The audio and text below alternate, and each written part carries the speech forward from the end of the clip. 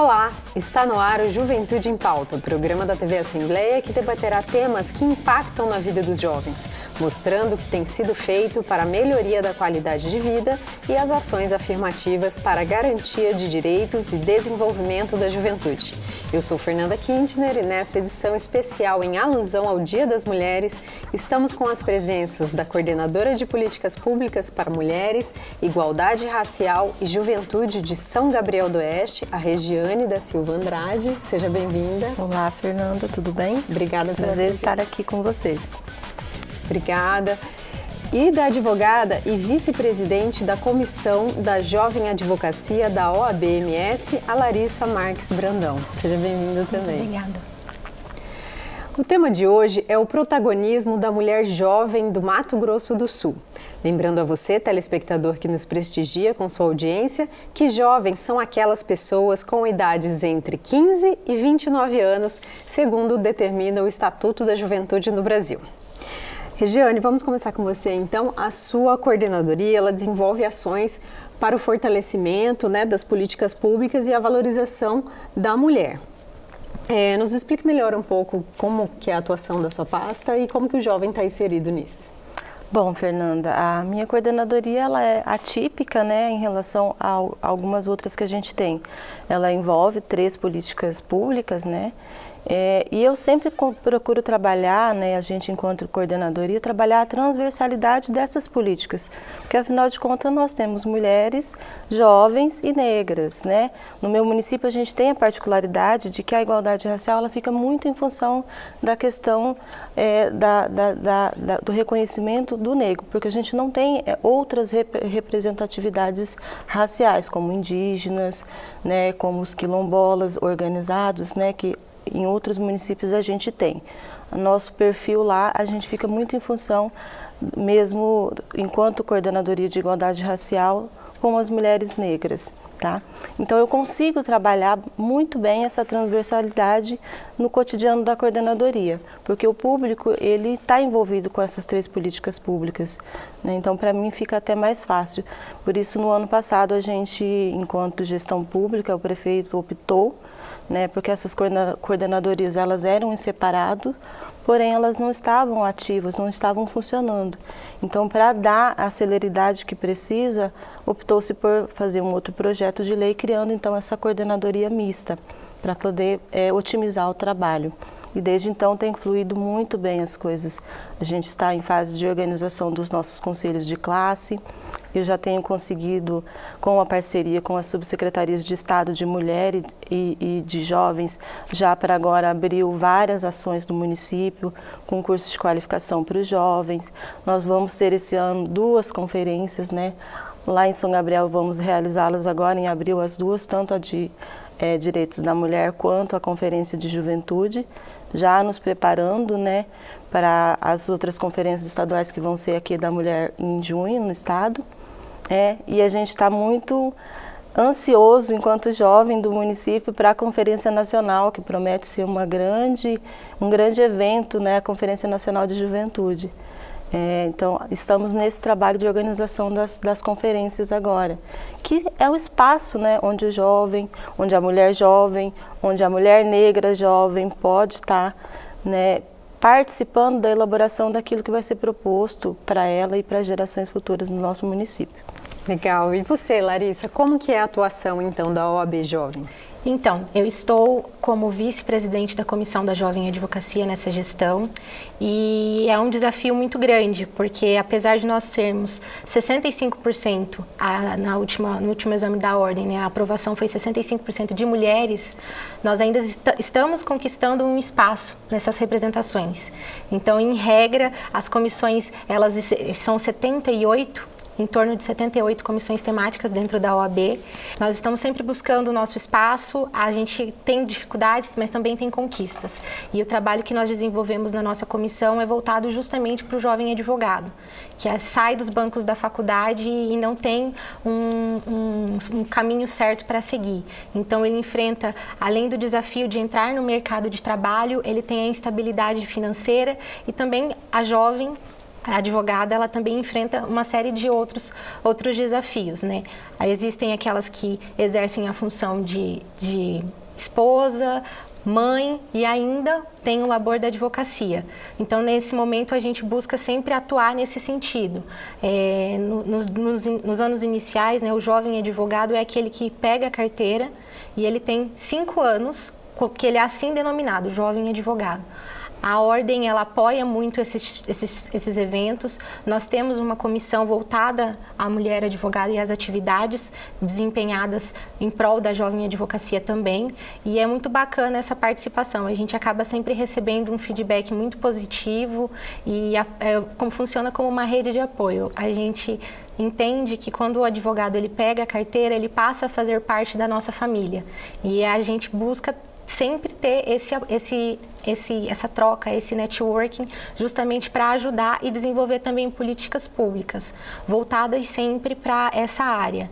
Eu também atuo no Conselho Municipal da Juventude, sou representante suplente, né, como conselheira suplente, sou representante da OAB, e lá também nós atuamos com diversas pautas, voltadas também às políticas públicas para mulheres, mas as políticas públicas para a juventude.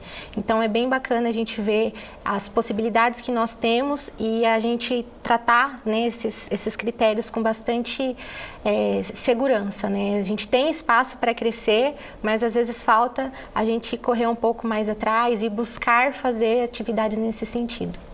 Larissa, assim, falando da mulher, né, nós que estamos no mês da mulher, o IBGE estima que as trabalhadoras dedicam cerca de 73% a mais das suas horas para o trabalho do que os homens, porque elas às vezes têm jornadas duplas, triplas, né? E para a mulher jovem, então, que ainda tem que buscar seu lugar no mercado de trabalho, é ainda mais difícil, né? Como é que vocês fazem, então, esse empoderamento da mulher e esse apoio, principalmente nas causas trabalhistas? Então, infelizmente, quando a gente fala de CLT, de direito do trabalho, é um pouco complicado, porque a gente acha que é uma realidade muito distante, e na verdade não. Se a gente for parar para analisar a letra da lei, tem um artigo que chama muita atenção quando a gente fala nessa área de direito do trabalho feminino. Existia até 3 anos atrás, ou seja, só 3 anos, um artigo específico da CLT, que era o 384, que falava que a empresa deveria fornecer um intervalo de 15 minutos para a mulher antes de uma jornada extraordinária. Ou seja, a mulher tinha um horário regular de trabalho e se ela precisasse fazer a hora extra, ela tinha 15 minutos que ela obrigatoriamente tinha que tirar. Ok, 15 minutos, para quê? Qual que era o objetivo do legislador quando criou esses 15 minutos? Avisar o marido. Sim. Parece tão distante, mas não. Esse era o objetivo inicial, porque elas deveriam avisar o marido e a família, nesses 15 minutos, de que elas precisariam fazer essa jornada. Então, é até complicado você analisar, porque se você parar para pensar, o artigo 5º diz que homens e mulheres são iguais perante a lei. E automaticamente nós temos num Código de Lei Trabalhista um artigo que fala que a mulher tem que tirar um intervalo feminino. Então, assim, é um pouco complicado, mas assim, tiramos, não foi uma supressão de um direito, é uma isonomia. Então, nesse aspecto, a gente ainda precisa muita luta, muita batalha. Tem uma recente pesquisa que diz que aqui no Mato Grosso do Sul as mulheres recebem 23% do salário dos homens, exercendo o mesmo trabalho, tendo a mesma formação, a mesma capacidade técnica. Então, por quê?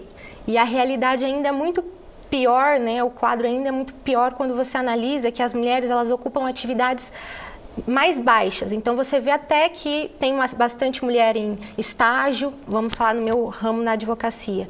Nessas grandes empresas, a gente acaba vendo escritórios massificados, por exemplo, em São Paulo. As mulheres, elas exercem, são maioria, nos estágios. Mas quando você coloca um advogado júnior, um advogado sênior e sobe ainda mais para o quadro societário, compõe um número muito menor. E por quê? Porque automaticamente a empresa ela exige, como um dos critérios dessa ascensão, que a mulher tenha uma dedicação exclusiva. Então, o que seria uma dedicação exclusiva? Não existe flexibilidade. Não vou levar o filho na escola, ou meu filho passou mal, ou tenho que ir numa reunião de pais. Então, a mulher ela não existe sem essa figura. E não tem como você desassociar. Não tem como ser mãe das 7 da meia-noite às 6 da manhã e das 8 às 18 ser advogada ou ser qualquer profissional. Então é muito complicado analisar dessa forma, porque o pai também deveria dividir um pouco mais essa responsabilidade, não que eles não dividam. Graças a Deus a gente tem um panorama bem melhor, os homens estão ajudando, estão tomando a frente, estão fazendo atividades domésticas. Na minha casa, por exemplo, meu pai nos ajuda, somos uma casa com 3 mulheres, então meu pai é minoria, mas isso facilita, mas ainda não é a realidade. É só com uma mudança de mentalidade que as empresas precisam ter, a questão da licença maternidade, da amamentação. A mulher não é só no momento da gestação que ela precisa de auxílio, na volta, na readaptação. Existem espaços hoje que empresas que estão buscando ampliar a questão da licença, fornecer ao pai também, ou na volta da mãe com a questão da amamentação, ter espaços para que a mãe possa levar o filho. E assim, uma coisa que muito me alegra é ver que aqui no Brasil a gente está tentando. Hoje, estamos no mês de março, mês alusivo, e recentemente a capa da Forbes foi uma mulher 40 semanas de gestação, co-founder da Nubank, ou seja, uma empresa que só está crescendo cada vez mais. E assim foi nos Estados Unidos em 2019. Então, assim, estamos caminhando, é um processo, não vai ser da noite para o dia, a gente precisa mudar muito a mentalidade. A mulher, ela pode ser o que ela quiser, não é por ser mãe ou ter outras responsabilidades que ela vai deixar de exercer a função, ou ela é menos ou mais competente. Nós temos essa qualidade de fazer muitas atividades, de associar funções. É só a questão da organização, no direito a gente vê. Se eu estou aqui hoje é porque homens precisaram levantar para eu poder sentar no lugar que foi ocupado por eles, que não poderia ser ocupado por mulheres antes. Então esse empoderamento é que a gente busca trazer nos cursos, de mostrar que ok, você ser jovem, você ter uma aparência jovem, mas você pode ter autoridade, você pode construir sua autoridade, o seu empoderamento, enfim. A luta é muito grande, né? E quando a gente fala da diferença, da desigualdade, da diferença salarial, é ainda maior quando falamos de mulheres brancas e mulheres negras, né? Regiane, você pode comentar um pouco sobre isso? Isso mesmo, Fernanda. É preconceito atrás de preconceito, né? É quase uma reação em cadeia. Se você é mulher, você sofre preconceito. Se você é mulher jovem, você sofre mais preconceito. Se você é mulher jovem e negra, Nossa Senhora, né? Então, a gente enfrenta o espaço porque temos, né, um legado de uma desvalorização do estudo e do conhecimento em detrimento à raça negra, né? Que a gente ainda luta por superar, né? A gente enfrentou recentemente uma batalha para poder manter-se, né, as cotas raciais nos cursos de universidade e em concursos públicos, porque a maioria das pessoas ainda não entendem o porquê. Né? Não entendem que as leis elas precisam se equivaler o direito, e muitas vezes elas não têm que ser equivalentes, não têm que ser iguais. Precisa às vezes leis diferentes para se equivaler o direito de todos, para que esse sim seja igual. A gente vê as mulheres negras ganham menos, as mulheres negras elas desempenham atividades onde o labor é mais cruel, é mais pesado, né? Você trabalha em atividades que demandam menos conhecimento científico, menos educação e, porém, você ganha ainda muito menos, né? Então, trabalha mais, ganha menos. A realidade da mulher negra no Brasil, infelizmente, assim como os negros de uma maneira geral, né, homens e mulheres, aí a gente tem também um lado das mulheres negras trans, por exemplo, que daí já sofre um pouco mais de preconceito, né? Então, a gente enfrenta, e essa luta ela é diária, a gente precisa enfrentar dia a dia. Eu vejo hoje, assumindo essa coordenadoria, muito isso, né? A gente precisa, como a Larissa colocou, se impor o tempo todo, a gente precisa mostrar que veio o tempo todo, né? Um homem começa a falar, todo mundo para ouvir. A gente, muitas vezes, precisa elevar o tom da voz para que nos dê a atenção que a gente precisa, né? Então, acho que a gente precisa melhorar muito enquanto cultura, enquanto sociedade, né?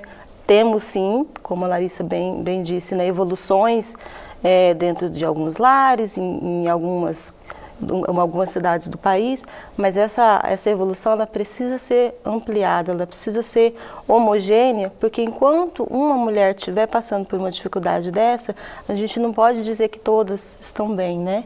A luta de uma mulher é sempre por todas nós. Você vê como a luta é muito grande, né? Muito.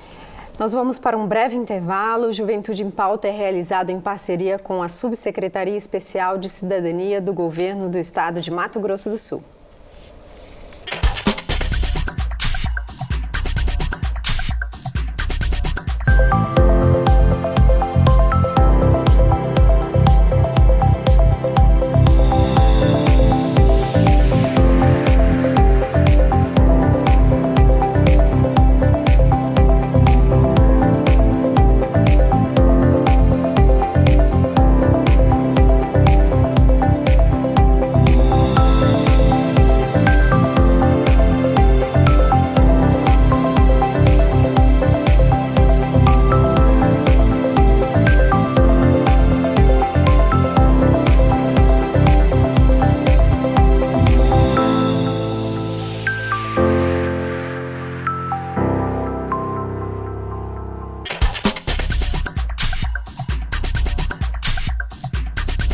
Estamos de volta com Juventude em Pauta, um programa especial para o mês da mulher.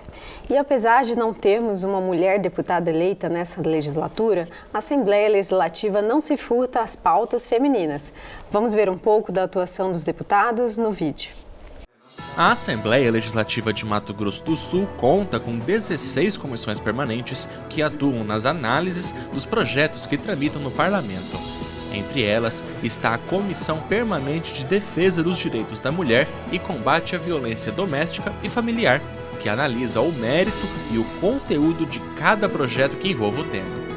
Outras 26 frentes parlamentares estão em atividade no Legislativo, em conjunto com entidades e a sociedade civil, com os objetivos de discutir, propor e ampliar projetos e ações para políticas públicas.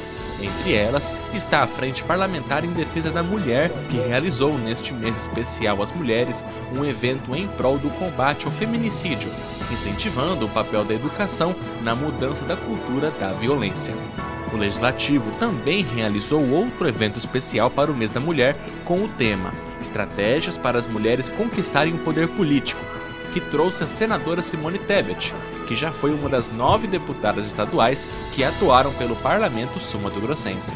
Acompanhe a agenda do Legislativo pelo site www.al.ms.gov.br, onde você também consegue acessar as datas das reuniões de cada frente e comissão, além de assistir aos eventos ao vivo pela TV Assembleia.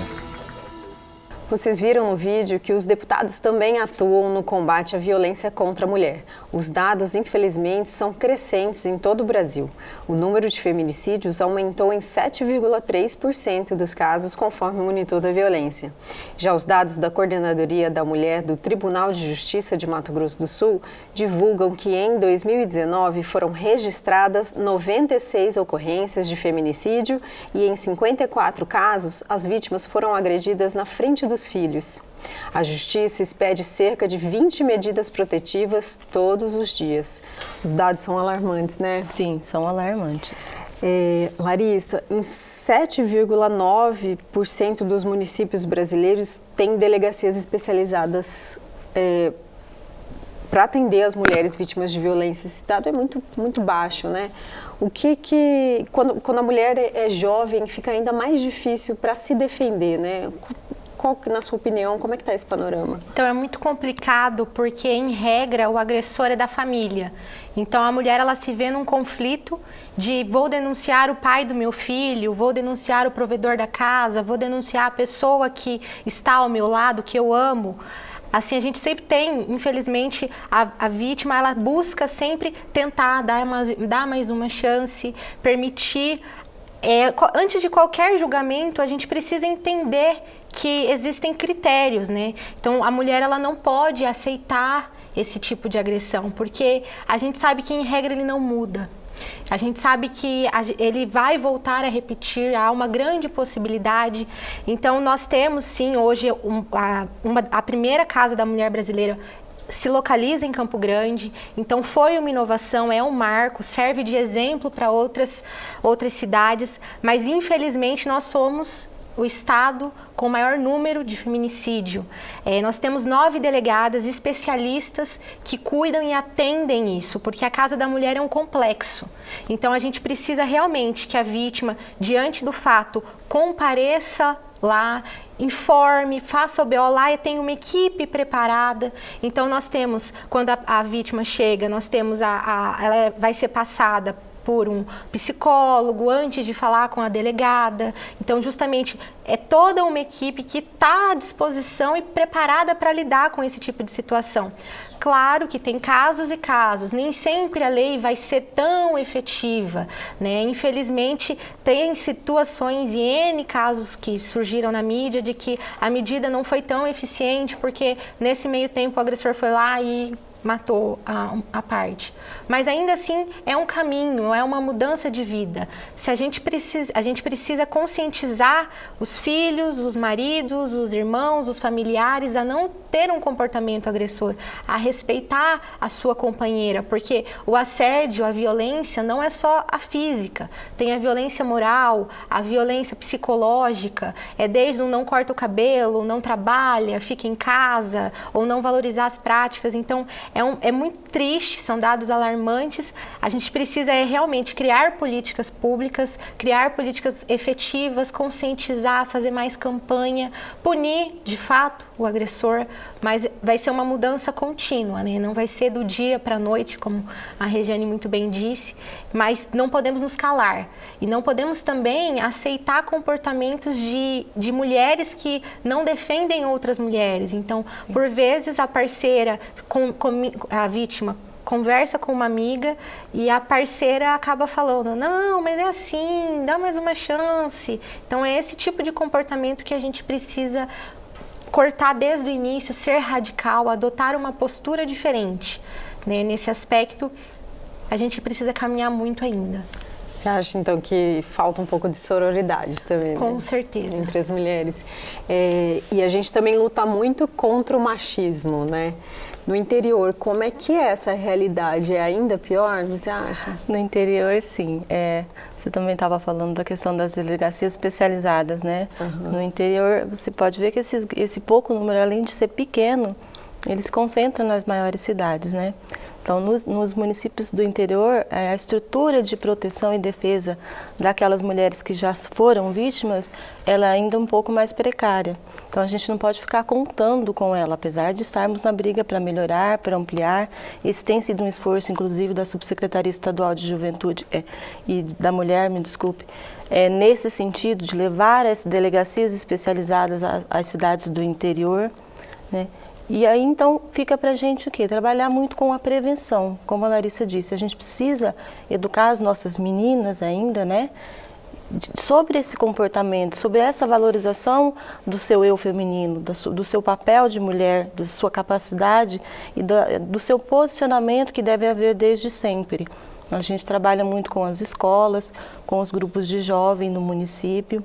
A gente tem uma rede socioassistencial bastante extensa em São Gabriel, onde trabalhamos o fortalecimento de vínculos familiares e comunitários, né? Então, eu tenho trabalhado muito próximo com os jovens, com as adolescentes, nessa orientação desse comportamento, da prevenção desse comportamento machista, né? Tanto dos meninos e, infelizmente, quanto das meninas também, né? Porque a gente ainda vê entre as rodinhas de colegas, de amigas, as amigas incentivando muitas vezes a amiga a ficar com o menino, a namorar porque ele é bonitinho, porque isso, porque aquilo, sem saber se realmente, né, a índole desse menino qual é. Sem saber se para a sua vida, para o seu futuro, isso vai fazer uma diferença positiva e assertiva, né? Sem estar preparada para essa relação. Então, esse relacionamento precisa ser pensado, né? Então, esse tipo de postura de que menina é feita para casar, e aí já começa, então, menina tem que namorar, né? E aí se namorar o mais bonitinho, ou de repente aquele que tem uma posição social, vem de uma família que tem uma posição social de destaque, que isso ainda conta muito no interior, né? Talvez seja bom para ela, então não é. A gente trabalha muito, então, com a prevenção no interior, porque a gente espera que essa nova geração que vem depois de nós, elas não precisem passar pelo que a gente ainda passa, né? Nós temos um dado muito triste no nosso município. Um dos 6 feminicídios desse ano foi em São Gabriel, né? Uma menina de 19 anos, né? Que já se viu presa a essa rede que se instaura quando você começa um relacionamento muito jovem, acaba sendo mãe prematura, sem estar preparada para aquilo, sem ter nem saído de casa, sem nem ter tido a oportunidade de ser dona da sua própria vida. Você passa das mãos da sua família, de um pai muitas vezes que pode ter tido uma criação machista e não preparada essa menina para ela se posicionar diante dos homens, então sai do berço da família para o lado de um companheiro que muitas vezes vai vir ser o agressor e vai ceifar a vida dessa menina. Então, o interior a gente precisa trabalhar muito e cada vez mais fortemente com a prevenção, que é o que nos fortalece enquanto seres, né? Enquanto eu feminino, enquanto mulheres. Realmente, essa prevenção no Mato Grosso do Sul também é incentivada por leis estaduais já aprovadas. Temos uma lei do professor Rinaldo que leva a divulgação ainda maior da Lei Maria da Penha para as escolas. Isso. Temos também uma lei do Pedro Kemp, que é de ações para o combate ao machismo também nas escolas e perpassa por isso, né? Acho que a mudança da cultura da violência vem muito do combate ao machismo. Isso, todas essas leis nós implementamos integralmente no município e ainda buscamos outras atividades complementares, né, para justamente trabalhar essa prevenção. Tá joia, eu vou agradecer muito a presença de vocês. Obrigada, Regina, por ter vindo, por ter aceitado esse convite. Obrigada, Fernanda, pelo espaço. Estamos à disposição, município de São Gabriel, para trabalhar em conjunto com a Larissa, da OAB, né, para a gente fazer mais ações, mais projetos, para a gente poder levar para as nossas meninas, para as nossas mulheres, um futuro muito melhor. Joia, obrigada também, Larissa, pela presença. A gente vai deixar o Instagram aqui da OAB Jovem, para quem quiser saber mais. Gratidão pelo convite, pela oportunidade. É sempre um prazer falar sobre isso. A nossa luta, como disse, é só o começo, mas a gente pode ocupar realmente o espaço que a gente quiser. Somos capazes para isso. Agradecer a oportunidade novamente. É isso. Vale lembrar a você, telespectador, que nos assiste pela TV Assembleia, que o Estatuto da Juventude no Brasil assegura a todos os jovens um direito de viver em um ambiente seguro, sem violência, com igualdade de oportunidades nas mais diversas áreas.